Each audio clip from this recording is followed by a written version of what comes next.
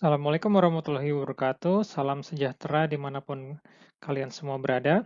Kali ini saya akan mencoba untuk bisa menjelaskan lanjutan dari topik termokimia, yaitu termokimia yang kedua, lebih mengenai tentang entropi dan juga tentang energi Gibbs. Oke. Nah, jadi dalam suatu reaksi, ada suatu reaksi yang spontan dan juga reaksi yang non-spontan.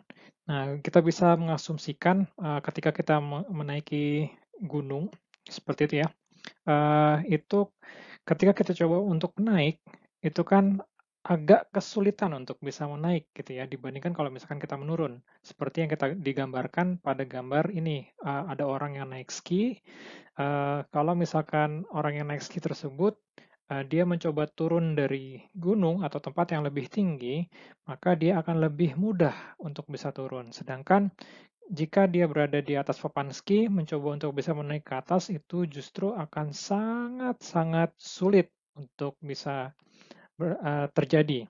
Nah, ini merupakan asumsi dari suatu reaksi spontan dan spontan, di mana ketika turun dari gunung itu berarti sama seperti terjadinya kespontanan suatu reaksi. Sedangkan ketika naik gunung itu bersifat non-spontan.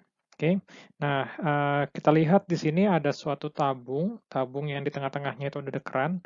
Jadi uh, ketika tabung yang pertama itu berada di sebelah kiri, kemudian keran itu dibuka, maka nanti dia akan secara spontan masuk ke dalam tabung yang di sebelah kanannya. Seperti itu ya. Sedangkan kalau misalkan ada dari dua tabung tersebut, kiri dan kanannya itu ada, namun dia tidak pindah ke salah satu tabung, artinya reaksi tersebut sudah tidak bersifat spontan atau non-spontan. Atau bisa saja eh, suatu molekul yang ada di dalam satu tabung tidak mengalir ke tabung yang lainnya, gitu ya, sehingga itu bersifat non-spontan. Nah, kalau kita ngomongin tentang kespontanan, pasti ada korelasinya dengan entropi. Entropi merupakan suatu ukuran ketidakteraturan dalam suatu sistem yang memiliki energi. Entropi adalah bagian dari sistem termodinamika yang dapat mengalami perubahan, namun total perubahannya yaitu nol. Nah, bagaimana caranya untuk bisa mencari entropi? Entropi itu dapat dicari dengan cara sesuai dengan rumus yang diketahui oleh si Boltzmann tahun 1868, yaitu S sama dengan K dikali ln W, di mana S di sini adalah entropi, sedangkan K itu merupakan tetapan Boltzmann, yaitu 1,38 kali 10 pangkat minus 23 Joule per Kelvin, sedangkan W itu merupakan number of microstates atau bisa saja kerja gitu kan ya. Nah, entropi ini nantinya juga bisa mengalami perubahan. Oleh karena itu, eh, perubahan dari entropi bisa didapatkan dari entropi pada saat titik final dikurang dengan entropi pada saat titik inisial. Oke.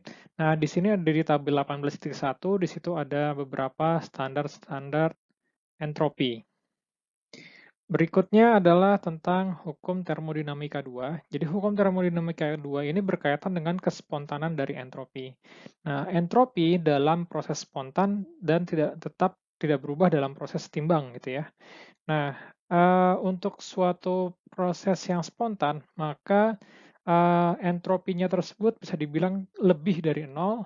Kalau misalkan dia tidak spontan, berarti delta S-nya itu kurang dari nol. Kemudian, kalau dia berada ke dalam kondisi timbang, berarti S-nya itu sama dengan nol.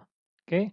Nah, ada juga yang dinamakan dengan standar entropi reaksi, yaitu sama dengan jumlah dari entropi dari produk dikurang dari jumlah dari entropi dari reaktan. Ini contohnya. Jadi tentukan standar entropi yang bisa didapatkan dari Appendix 3.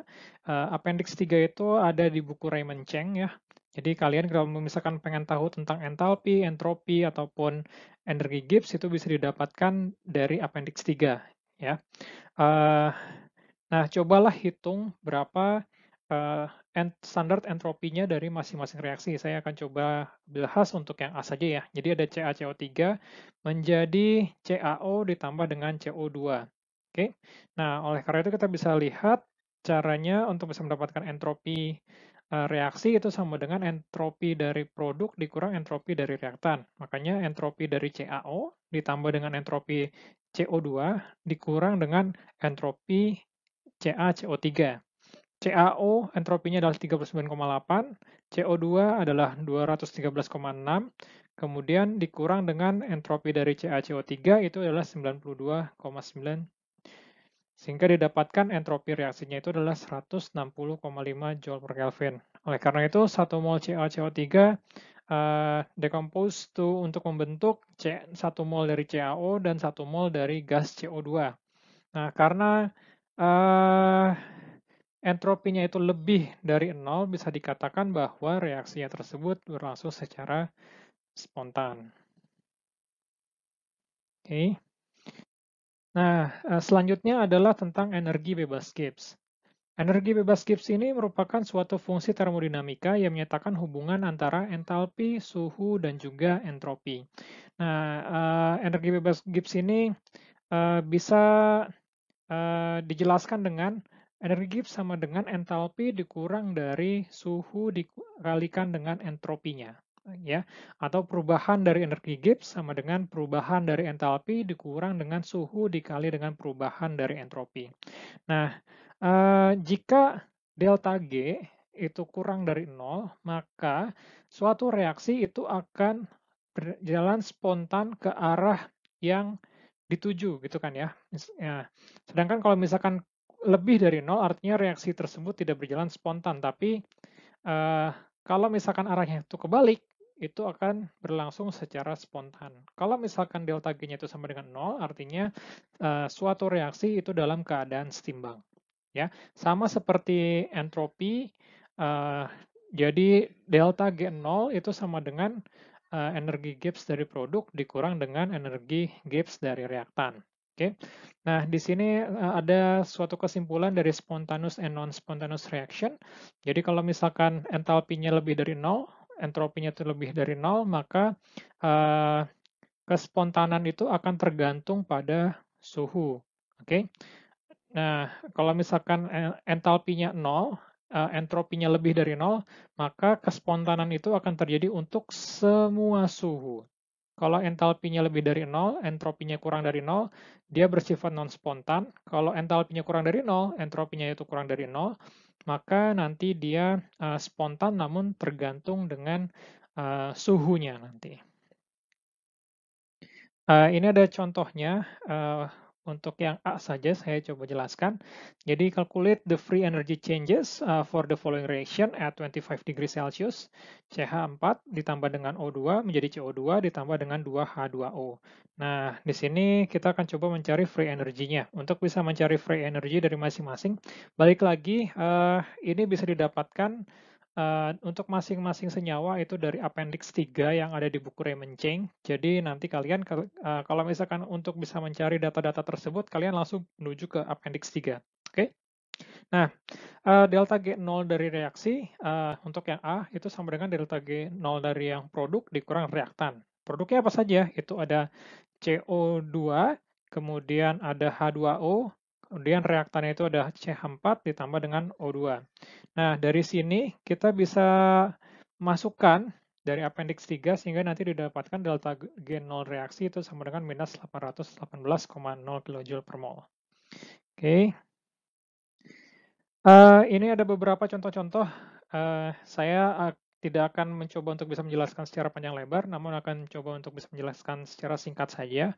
Jadi yang pertama adalah calculate the work done. Jadi berapa kerjanya dari 50 gram dari tin atau SN ya, ketika dia terlarut dalam excess acid atau ketika terlarut dalam asam pada tekanan 1 atm dan 25 derajat Celcius. Oke.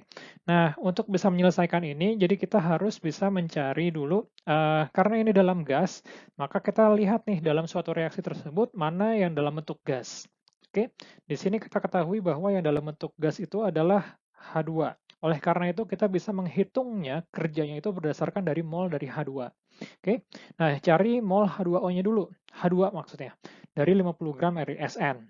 Ya, ini dengan stoikiometri biasa sehingga nanti didapatkan mol H2-nya itu sebesar 0,421 mol.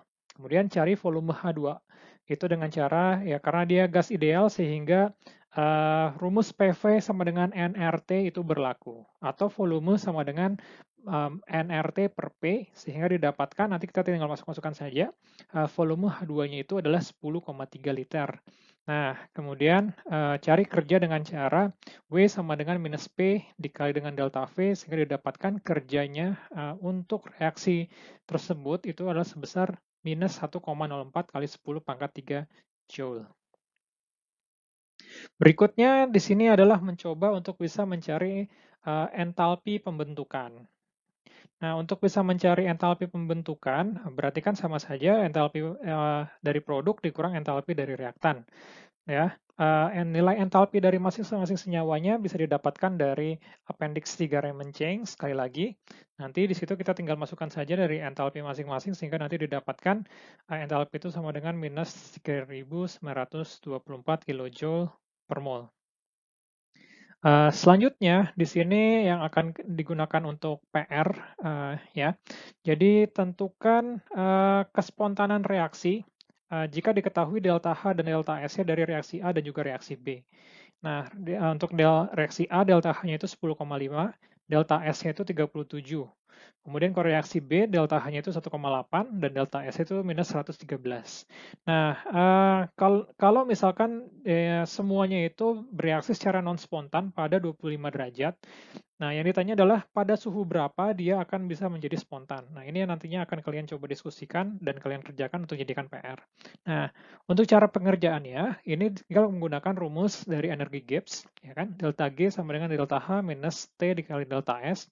Kemudian kalian coba cek yang parameter-parameter di mana suatu reaksi itu akan berlangsung secara spontan. Kalian bisa melihat dari energi Gibbs-nya. Gibbs-nya itu sama dengan harus lebih dari 0, ya, delta G harus lebih sama dengan 0.